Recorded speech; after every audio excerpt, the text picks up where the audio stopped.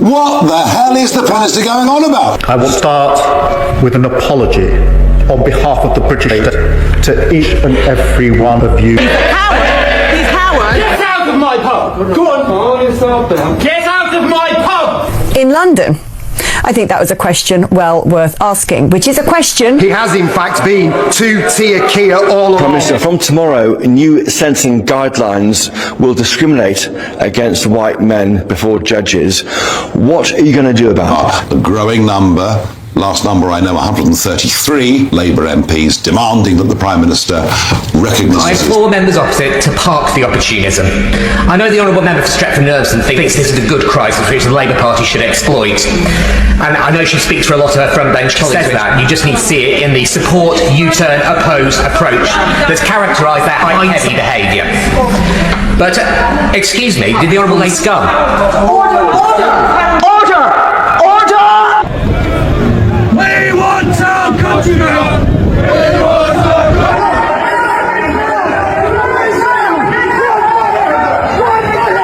This just happened minutes ago, right outside Downing Street. Keir Starmer, the Prime Minister of the United Kingdom, was booed, viciously booed, not by a handful of protesters, not by some fringe group, but by a massive crowd of ordinary British citizens who have had enough. The scenes are absolutely chaotic. The footage is spreading like wildfire across every platform, and what you're about to hear will shake you to your core, because this isn't just about booing. This isn't just about anger.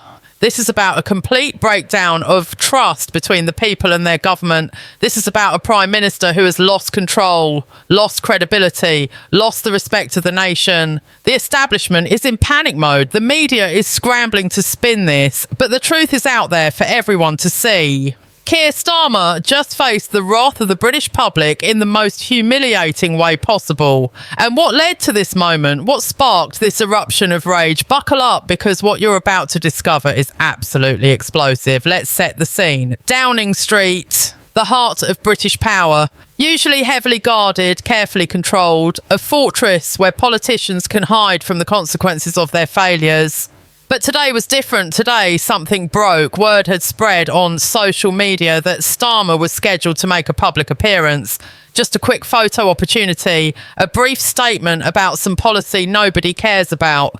The usual choreographed nonsense designed to make him look like he's doing something. But the people had other plans. They showed up, hundreds of them, then thousands. Ordinary Brits from all walks of life converging on Downing Street with one message: we've had enough. We don't believe you anymore. We don't trust you anymore. And we're not going to stay silent anymore. The crowd started gathering hours before Starmer was due to appear. Families, veterans, nurses, teachers, construction workers, small business owners, the backbone of Britain. Not extremists, not troublemakers, just regular people who are struggling, who are angry, who are desperate for someone in power to actually listen to them. The police were there, of course, trying to maintain order, trying to keep the crowd controlled.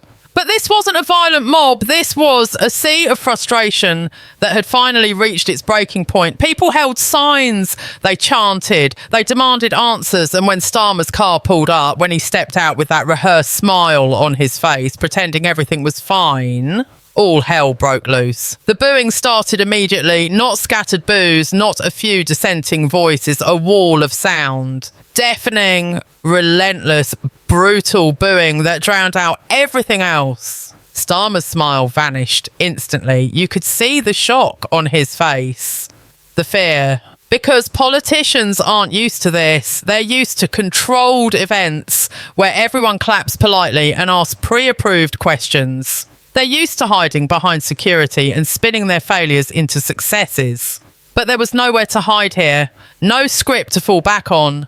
Just raw, unfiltered public anger hitting him like a freight train. His security team immediately moved in closer, surrounding him, trying to rush him toward the building. But the crowd wasn't letting this moment pass. They got louder, angrier, more intense. And then the chant started. Resign, resign, resign, over and over and over. Thousands of voices in unison demanding that Starmer step down, demanding that he admit his failures and get out of the way. The sound was incredible.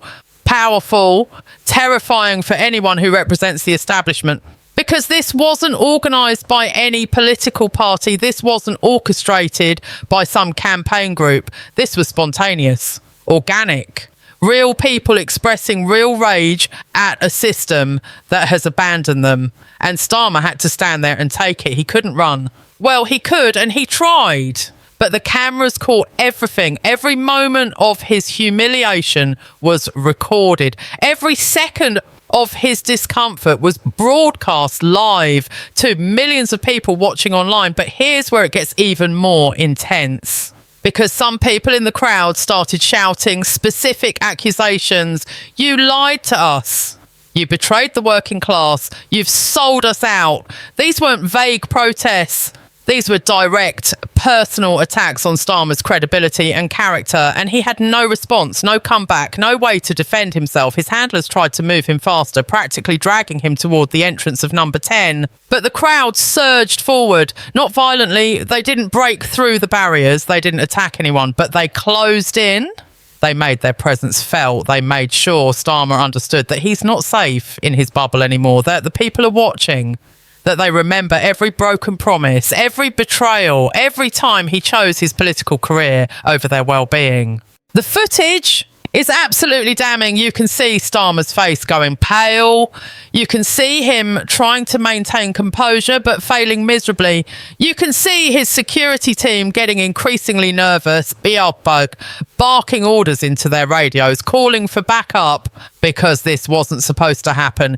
Downing Street is supposed to be secure, controlled, safe for politicians to parade around without facing consequences. But today, the people broke through that illusion. They reminded everyone watching that politicians serve at the pleasure of the public, not the other way around. And when you fail the public this spectacularly, when you break this many promises, when you ignore this much suffering, eventually the bill comes due. Today was that day for Keir Starmer. Today was the day the British public sent him a message he can't ignore, can't spin, can't make disappear. The media response has been predictable and pathetic. The mainstream outlets are trying to downplay this. They're calling it a small protest. They're focusing on Starmer's statement rather than the crowd's reaction. They're doing everything they can to protect him, to maintain the illusion that he's still in control, still respected, still legitimate. But anyone with eyes can see the truth. Anyone watching the actual footage can see that this was a devastating blow to Starmer's authority. This was a public humiliation on a scale that no British Prime Minister has faced in recent memory. And no amount of spin can change that. The people were there, the cameras were there, the truth is there for everyone to see. Keir Starmer was booed, heckled and rejected by the very people he's supposed to represent. And that reality is spreading far faster than any media narrative can contain it. Now let's talk about what led to this explosion, because crowds don't just materialise out of nowhere. People don't take time out of their busy lives to stand outside Downing Street and boo the Prime Minister for no reason. This has been building for months. Building for years, actually, but it's reached a critical mass in recent weeks. The cost of living crisis is destroying families. Energy bills have gone through the roof. Food prices are astronomical. Rent is unaffordable. Mortgages are crippling people. And what has Starmer done about it? Nothing meaningful. Nothing that actually helps. Just endless talk about difficult decisions and tough times, while ordinary people are choosing between heating and eating, while children are going to school hungry, while pensioners are terrified of the winter because they can't afford to stay warm. The NHS is in complete collapse. People are waiting months for appointments. Cancer patients are being told to wait. Emergency rooms are overwhelmed and ambulances are stuck outside hospitals because there are no beds. Nurses and doctors are exhausted, underpaid, undervalued.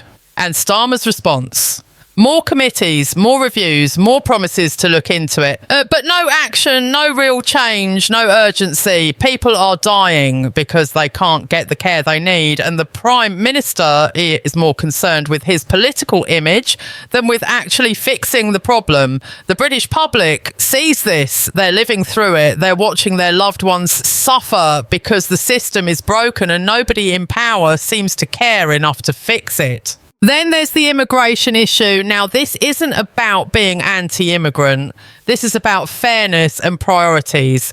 Veterans are homeless on the streets while illegal immigrants are being housed in hotels at taxpayer expense. British citizens can't get council housing while newcomers who've never paid into the system are being accommodated. The government is spending billions on housing people who entered the country illegally while ignoring the needs of citizens who've lived here their entire lives, who've worked here, who've contributed. And when people dare to question this, they're called racists, they're called all bigots, they're dismissed and demonised by politicians who are completely insulated from the consequences of their own policies.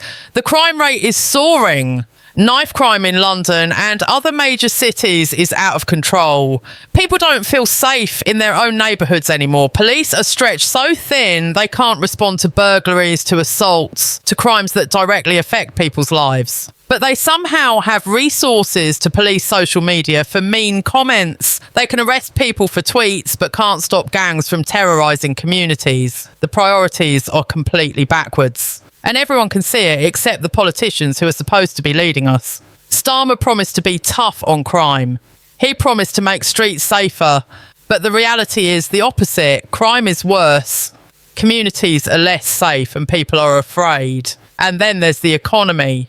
Businesses are closing left and right. Small businesses that have been around for generations are shutting down because they can't afford the costs anymore. Taxes keep going up. Regulations keep increasing. The burden on employers is crushing. And what does the government do? They tax businesses more. They make it harder to hire people. They create more red tape and bureaucracy. Then they wonder why unemployment is rising and why economic growth is stagnant. It's because they're strangling the very people who create jobs and drive the economy. They're punishing success and rewarding failure. And business owners, the people who risk everything to create employment and opportunity, are fed up with being treated like the enemy. Education is another disaster. Schools are falling apart. Teachers are leaving the profession in droves because they're overworked and underpaid. Class sizes are too large, resources are inadequate.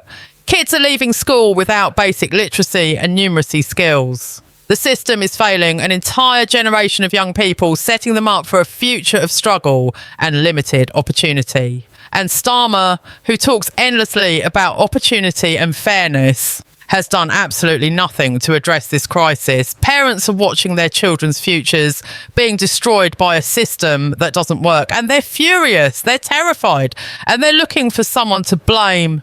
Today, outside Downing Street, they found him. Social care is in ruins. Elderly people who worked their whole lives, who built this country, are being neglected. Care homes are understaffed and underfunded. Families are being forced to sell their homes to pay for care. The dignity and respect that our elderly deserve is nowhere to be found. And young people with disabilities who need support to live independent lives are being abandoned by a system that sees them as a burden rather than as human beings with value and potential. The cruelty of it is staggering. And the indifference from politicians is even worse. They give speeches about compassion and caring for the vulnerable, but when it comes to actual policy, actual funding, actual support, there's nothing there. Just empty words and broken promises. All of this has created a powder keg. Each issue on its own would be serious. Together, they represent a complete failure of governance, a complete betrayal of the social contract between government and people. And the British public has been patient. They've tried to give Starmer a chance. They've hoped that maybe this time would be different, but it's not different. It's the same old story. Politicians making promises to get elected and then forgetting those promises the moment they're in power. And people have had enough. That's what you saw outside Downing Street today. That's what that booing represented. Not just anger about one issue, but rage about everything, about being lied to, ignored, dismissed and betrayed. about watching their country fall apart while the people in charge do nothing, about feeling powerless and voiceless and invisible. Today they found their voice, and Keir Starmer heard it loud and clear. The moments immediately after the booing are what really tell the story. Starmer finally made it inside number 10, practically running through the door, escaping from the crowd that had turned on him so viciously, but his ordeal wasn't over because social media exploded instantly. Within minutes, videos of the incident were everywhere. Twitter, Facebook, Instagram, TikTok, every platform was flooded with footage of the Prime Minister being humiliated by his own people. The hashtag started trending immediately. Starmer out. Resign, Starmer. Britain deserves better. These weren't bot campaigns. These weren't coordinated attacks by political opponents. These were real people, millions of them, sharing their disgust and demanding change. The establishment went into damage control mode immediately. Downing Street released a statement trying to minimise what happened. They called it a small group of protesters. They claimed Starmer was undeterred and focused on delivering for the British people. The usual meaningless drivel that politicians spout when they're desperate to change the narrative. But nobody was buying it. The videos don't lie. The footage shows clearly that this wasn't a small group. It was a massive crowd. And Starmer wasn't undeterred. He was terrified. You could see it in his face. And you could see it in how quickly his security rushed him inside. You could see it in the panic of his handlers. This was a Prime Minister facing the reality that he's lost the people. And no PR spin can change that fact. Political commentators started weighing in, and even some who are usually sympathetic to Starmer had to admit this was a disaster for him. They tried to frame it as a difficult moment, a challenge he needs to overcome. But between the lines, you could read their real message. This is bad. Really bad. When a Prime Minister can't even appear in public without being booed and heckled, when the mere sight of him triggers this level of anger, his authority is gone.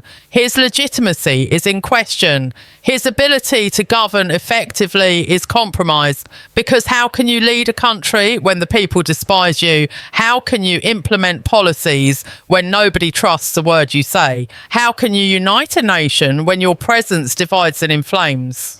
The opposition parties smelled blood in the water immediately. Conservative MPs were posting about it within the hour, using the footage to attack Starmer's leadership. Reform UK jumped on it. The Liberal Democrats mentioned it. Even members of Starmer's own Labour Party were notably silent, refusing to defend him, refusing to spin it as anything other than what it was, a complete and total rejection by the public. Some backbench Labour MPs are reportedly privately expressing concerns about whether Starmer can survive this, whether he's become too toxic, too unpopular, too much of a liability. The knives are being sharpened, the whispers are starting, and in politics, once that process begins, it's very hard to stop it. But the most powerful response came from ordinary people online, not politicians, not pundits, just regular Brits sharing their thoughts. And the consensus was overwhelming. Good. About time. He deserves worse.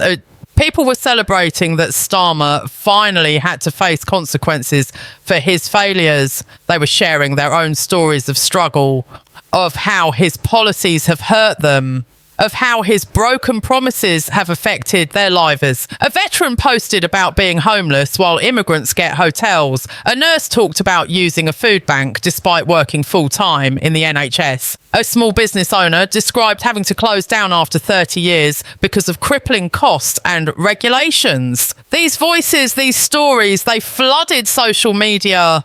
And they created a narrative that no amount of establishment spin could counter. The international media picked it up too. News outlets around the world were reporting on the chaotic scenes in London. Keir Starmer booed by his own people. British Prime Minister faces angry crowd. The optics are terrible for Britain on the world stage. It makes the country look unstable. It makes Starmer look weak. And for a politician whose entire brand was about being steady, competent, reliable, this is devastating. He's been exposed as anything but. He's been shown to be just another failing politician who's lost touch with the people he's supposed to serve. The damage to his reputation, both domestically and internationally, is enormous. and it's permanent. You can't erase footage like this. You can't make people forget seeing their Prime Minister fleeing from an angry crowd. The security implications are also significant. Downing Street is supposed to be secure. The Prime Minister is supposed to be protected. But if crowds this large and this angry can gather this close, if they can get within shouting distance of the PM, if they can create this level of chaos, what does that say about security? What does it say about the government's ability to maintain control? The authorities will undoubtedly review what happened and tighten security for future appearances. But that's not a solution. That's just hiding the problem. Because you can't secure against public anger. You can't police your way out of a legitimacy crisis. The only real solution to address the issues that are making people this furious, and there's no sign that Starmer is willing or able to do that. Tonight, Britain is talking about nothing else. Dinner tables across the country are discussing what happened. Pubs are debating it. Workplaces will be buzzing about it tomorrow, because this isn't just political theatre. This is real. This matters. This is a sign that something fundamental has shifted in the relationship between the British people and their government. The deference is gone. The assumption that politicians deserve respect simply because of their position is dead. People are demanding accountability. They're demanding results. And they're willing to publicly humiliate leaders who fail to deliver. Keir Starmer learned that lesson today in the most brutal way possible. The question now is whether he can recover from this, or whether this is the beginning of the end of his time as Prime Minister. So where does Britain go from here? Because what happened today isn't just about one embarrassing moment for one politician. This is a symptom of something much deeper and much more dangerous. This is about a complete breakdown in trust between the governed and those who govern. This is about people who feel like they have no voice, no representation, no way to make their leaders listen, except through protest and confrontation. And when you create that kind of environment, when you ignore people's legitimate concerns for long enough, eventually the pressure builds to a point where it explodes. Today was that explosion. The question is, what comes next? Does this wake up the political class? Does it force them to change course? Or do they double down, crack down, and make things even worse? The smart play for Starmer would be to acknowledge what happened, to admit that people are hurting, that he's heard their anger, that he understands their frustration, to lay out concrete steps to address the issues that are causing this rage. But will he do that? Based on his track record, probably not. Politicians like Starmer don't know how to admit mistakes. They don't know how to show genuine humility. They're programmed to defend, deflect and deny. So instead of using this as a wake-up call, he'll probably retreat further into his bubble. He'll surround himself with advisors who tell him what he wants to hear. He'll blame the media, blame misinformation, blame political opponents, blame everyone except himself. And the gap between him and the people will grow even wider. But the British public isn't going to forget this. They're not going to move on to the next news cycle and pretend everything is fine, because for them nothing is fine. Their lives are getting harder every day. Their struggles are real and immediate, and they've now discovered that they have power. They've discovered that when they show up in numbers, when they make their voices heard, they can shake the establishment, they can make politicians uncomfortable, they can create consequences. That's a powerful realisation, and it's going to embolden more people to speak out, to protest, to demand change. The genie is out of the bottle. The illusion of authority has been shattered, and there's no putting it back together. Other politicians are watching this very carefully. They're looking at what happened to Starmer and calculating their own positions. The smart ones will understand that this could happen to any of them if they're not careful. That public anger doesn't discriminate by party. If you fail the people, if you ignore their needs, if you prioritise your career over their well-being, eventually they'll turn on you too. The question is whether any of them are brave enough or smart enough to actually change their behaviour, to start putting people before politics, to start governing for the many instead of the few. History suggests they won't. But maybe, just maybe, seeing one of their own humiliated like this will scare them into action. The media's role in all of this cannot be ignored. For too long, they've acted as stenographers for the powerful rather than watchdogs for the people. They've softened criticism, buried inconvenient stories, and protected politicians from accountability, but they can't protect Starmer from what happened today because it's too public, too well documented, too impossible to spin away. And maybe this will force some journalists to reevaluate their role, to remember that they're supposed to serve the public interest, not the political establishment, to start asking harder questions, demanding better answers, and holding leaders accountable when they fail. Because when the media fails to do its job, moments like today become inevitable. When there's no institutional accountability, people create their own forms of accountability in the streets. The economic consequences of this political instability are also worth considering. Investors don't like chaos. Businesses don't like uncertainty. When the Prime Minister is being booed in the streets, when his authority is in question, when the country looks like it's teetering on the edge of something that affects confidence, it affects investment decisions, it affects Britain's standing in the world, and that has real economic consequences for real people. Jobs, growth, prosperity, all of it depends on stability and confidence, and Starmer has just demonstrated that he has neither. The economic fallout from this political crisis could make Britain's existing problems even worse, which will make people even angrier, which will create more protests, more instability. It's a vicious cycle that's very hard to break once it starts. Internationally, this is being watched very closely by both allies and adversaries. America is watching to see if Britain is still a stable partner. European nations are noting the chaos. Russia and China are undoubtedly taking notes about Western democratic dysfunction. When a major power like Britain looks this unstable, when its leader is this weak, it affects geopolitical calculations. It affects how other countries interact with Britain. It affects Britain's ability to project power and influence on the world stage. The damage to Britain's international reputation from today's events is significant and long-lasting, and that's another failure that can be laid at Starmer's feet, another consequence of his incompetent leadership. But perhaps the most important question is what this means for democracy itself, because healthy democracies require trust. They require a basic level of consensus that the system works, that leaders are chosen fairly, that those leaders will at least try to serve the public interest. When that trust breaks down completely, when people feel like the system is rigged against them, when they believe that their votes don't matter and their voices aren't heard, democracy itself is in danger, not from external enemies, but from internal collapse. From people giving up on the system entirely, from the rise of extremism on both left and right, from the possibility of violence when peaceful channels for change are seen as useless. That's the real danger of what we saw today. Not the booing itself, but what it represents. A massive breakdown in the social contract that holds democratic societies together. Keir Starmer's political career may not survive this. Even if he clings to power for now, even if he weathers this immediate storm, he's been fatally wounded.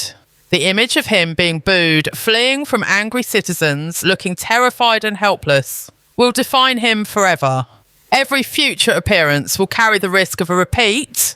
Every speech will be haunted by the possibility of heckling.